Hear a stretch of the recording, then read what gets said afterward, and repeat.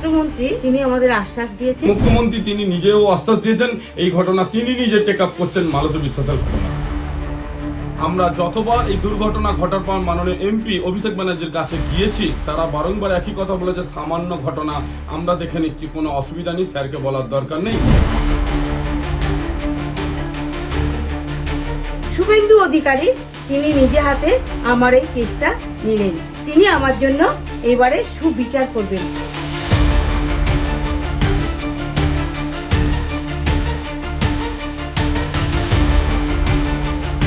কালীঘাট তৃণমূলের সর্বভারতীয় সাধারণ সম্পাদক তথা ডায়মন্ড হারবারের সাংসদ অভিষেক বন্দ্যোপাধ্যায় তার লোকসভা কেন্দ্রে সেবাশ্রয় নামে একটি স্বাস্থ্য কর্মসূচি চালু করেছিলেন। অভিযোগ, সেবাশ্রয় শিবিরে চিকিৎসা করাতে গিয়েই মহেশতলার বাসিন্দা মালতী বিশ্বাস তার ডান পা হারিয়েছেন। বিষয়টি প্রকাশ্যে আসার পর রাজনৈতিক মহলে চাঞ্চল্য ছড়িয়েছে। চিকিৎসায় গাফিলতির জেরে ওই মহিলা পঙ্গু হয়ে যাওয়ার অভিযোগের তদন্ত এবার সরাসরি হস্তক্ষেপ করল রাজ্যের স্বাস্থ্য দপ্তর। এবার সেই মালতীর পরিবারকেই সমস্ত নথিসহ স্বাস্থ্য ভবনে ডেকে পাঠালেন স্বাস্থ্যমন্ত্রী শারদ মুখোপাধ্যায়। সেই মতো সোমবার দুপুরে স্বাস্থ্য ভবনে পৌঁছন মালতী বিশ্বাসের ছেলে সৌম্যদীপ বিশ্বাস। প্রেসক্রিপশন সহ সমস্ত নথি নিয়ে যান মালতীর ছেলে। তার সঙ্গে সাক্ষাৎ করেন স্বাস্থ্যমন্ত্রী শারদ মুখোপাধ্যায়। আর এই মুহূর্তে আমার সঙ্গে রয়েছেন মালতী বিশ্বাসের ছেলে সৌম্যদীপ বিশ্বাস। দাদা, আজকে তো আপনি স্বাস্থ্য ভবনে গেলেন, কি কথা হলো? সত্যি আমি ধন্যবাদ জানাই প্রত্যেকটা প্রেস বিজ্ঞপ্তিকে, যে আজকে এই দুঃসংবাদকে বাংলার বুকে তারাই তুলে ধরেছে এবং বর্তমান সরকারের চোখে আলোড়ন ফেলে দিয়েছে। আর তারই মধ্যে স্বাস্থ্যমন্ত্রী তিনি আমাদেরকে ডেকেছিলেন, সমস্ত নথিপত্র নিয়ে আমরা যোগাযোগ করলাম এবং তিনি আমাদের আশ্বাস দিলেন এবং তার এত ব্যবহার, অমায়িক ব্যবহার, তার বলার মতন নয়। তিনি সুন্দরভাবে আমাদের সঙ্গে কথা বললেন, অনেকক্ষণ ধরে তিনি বিস্তারিত আলোচনা করলেন। সমস্ত কিছু তিনি জানার পর সমস্ত প্রেসক্রিপশন, সমস্ত হসপিটালের কাগজ জেরক্স করে তিনি ফাইল করলেন এবং তিনি তার পূর্ণ আশ্বাস দিলেন সাহায্য সহযোগিতার হাত বাড়িয়ে দেবেন। দাদা, যে বিষয়টা জানতে চাইবো, মুখ্যমন্ত্রী শুভেন্দু অধিকারীর সঙ্গে কি এই বিষয়ে কোনো কথা হয়েছে? হ্যাঁ, আজকে প্রত্যেকটা মিডিয়া যখন ডাইরেক্ট লাইভ টেলিকাস্ট করছিল স্বাস্থ্য ভবনের আমার এবং স্বাস্থ্যমন্ত্রীর, তখনই সেই সময় মুখ্যমন্ত্রীর নজরেতে এই ঘটনা ছিল এবং তিনি সঙ্গে সঙ্গে এই লাইভ দেখেন এবং তিনি মুখ্যমন্ত্রী তিনি নিজেও আশ্বাস দিয়েছেন এই ঘটনা তিনি নিজে টেক আপ করছেন মালতী বিশ্বাসের ঘটনা। দাদা, যে বিষয়টা জানতে চাইবো, এতদিন ধরে এই ঘটনার কোনো পূর্ণাঙ্গ তদন্ত হয়নি। অবশেষে কিন্তু মালতী বিশ্বাস তার পা ফিরে না পেলেও কিন্তু পূর্ণাঙ্গ তদন্তের আশ্বাস দিয়েছেন স্বাস্থ্যমন্ত্রী। বিষয়টা কি বলবেন?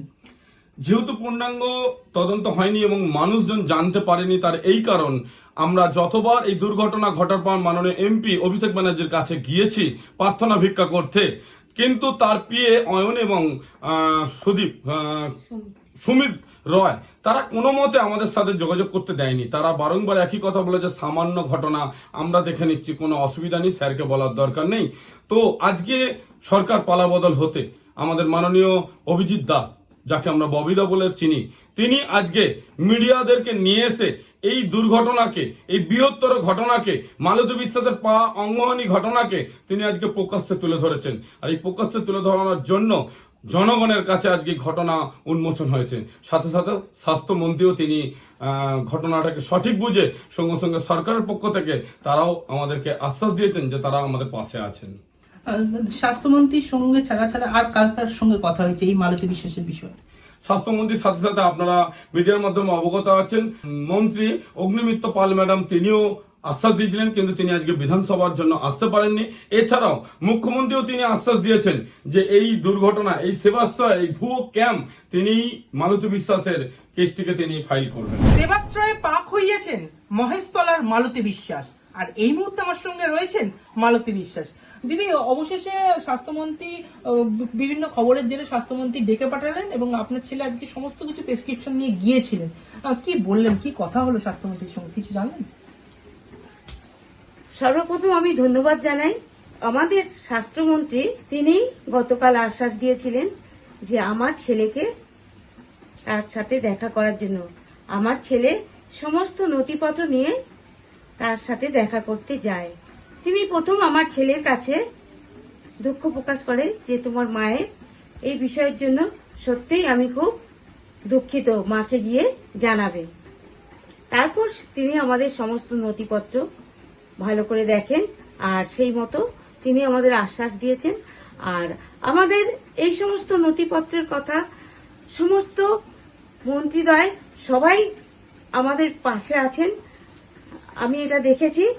আর এখন মাননীয় মুখ্যমন্ত্রী শুভেন্দু অধিকারী তিনি নিজে হাতে আমার এই কেসটা নিলেন। তিনি আমার জন্য এবারে সুবিচার করবেন, আমি এই আশা করি। আমার যে এই পঙ্গু অবস্থার জন্য যারা দায়ী তাদের তিনি নিশ্চয়ই শাস্তি দেবেন, আমি এই আশা করি। দিদি, যে বিষয়টি জানতে চাইবো, শুভেন্দু অধিকারী মাননীয় মুখ্যমন্ত্রী, তার সঙ্গে কি ফোনে কথা হয়েছে আপনার? না, ওনার সাথে আমার ঠিক কথা হয়নি, তবে ছেলের সাথে হয়েছে। মালতী দেবী, যে বিষয়টা আপনার থেকে জানতে চাইবো, এই পা হয়তো আমরা কেউই ফিরিয়ে দিতে পারবো না, কিন্তু আজকের পরে এই যে স্বাস্থ্য দপ্তরের স্বাস্থ্যমন্ত্রী বা মাননীয় মন্ত্রী মুখ্যমন্ত্রী শুভেন্দু অধিকারী কথা বলার পর কোথাও কি একটা স্বস্তির নিঃশ্বাস ফেলছেন আপনি? হ্যাঁ, এতদিন আমি যা আশা করিনি, যা ভাবিনি, কারণ আমার পাশে কেউ ছিল না। আমার এই যার মারফত দিয়ে আমি এই সেবাশ্রয়ে গেছিলাম তার কাছে আমার ছেলে বারবার গিয়ে প্রত্যাখ্যান হয়েছে, কিন্তু আজ আমি এই ডাবল ইঞ্জিন সরকার মাননীয় মুখ্যমন্ত্রী আজ এই সত্যিকারের তিনি মানুষের পাশে এসে সাহায্যের হাত বাড়িয়ে দিয়েছে। শুধু তিনি নয়, এই মন্ত্রীদের প্রত্যেকটা মানুষ তাদের সেবা আমি, কারণ 24 ঘন্টা টিভির মধ্যে দেখি প্রত্যেকের কথাবার্তা, প্রত্যেকের ব্যবহারটা কত সুন্দর।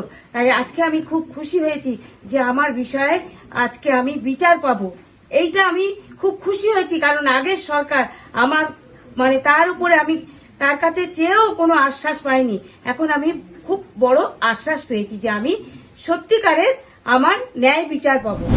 আমাদের একজন কেউ এলে চিকিৎসাপত্র তো আমরা লিখি, সেই লেখাটা দেখে মনে হলো না কোনো মডার্ন মেডিসিনের কেউ দেখেছে বা লিখেছে। তো আমার মনে হলো না মডার্ন মেডিসিনের কেউ দেখেছে বা লিখেছে, মনে হলো অন্য কোনো রকম মেডিসিনের কারুর লেখা, হাতুড়েরও লেখা হতে পারে। ওষুধের ডোজ নিয়ে যথেষ্ট সংশয় রয়েছে আমার, এসবগুলো লিখেছিলেন। ভদ্রমহিলা এসেছিলেন হাঁটুতে ব্যথা এবং পায়ের তলায় ব্যথা, এই নিয়ে অনেকগুলো ওষুধপত্র দেওয়া হয়েছিল। পরবর্তীকালে উনি গেছিলেন, ওখানেই রেফার করা হয়েছিল আরেকজন ডাক্তারবাবুর কাছে, তো সেখানেও লিখেছেন যে ওর হাঁটুতে ব্যথা এবং পায়ে ব্যথা। সেখানে একজন ওনাকে বললেন যে আপনি 1.5 লক্ষ টাকা দিতে পারবেন। তা বাড়ির লোক বললেন যে আমার কাছে 1.5 লক্ষ টাকা যদি থাকতো আমি তো সেবাশ্রয়ে বিনা পয়সায় আসতাম না। সাধারণ মানুষকে চিকিৎসা পরিষেবা দেওয়ার কথা বলে শুরু হয়েছিল যে সেবাশ্রয়, সেই স্বাস্থ্য শিবিরকে কেন্দ্র করে বিতর্ক এখন তুঙ্গে। তবে গোটা বিষয় খতিয়ে দেখে পদক্ষেপ করবে স্বাস্থ্য দপ্তর, এমনটাই জানিয়েছেন স্বাস্থ্যমন্ত্রী। মহেশতলা থেকে বিশ্বজিৎ নস্কর রিপোর্ট, বাংলা হান্ট। আরো ভালো ভালো খবর দেখতে সাবস্ক্রাইব করুন বাংলা হান্টের ইউটিউব চ্যানেল। বাংলা হান্টের আরো খবর দেখতে নজর রাখুন। বাংলা খবর মানেই বাংলা হান্ট।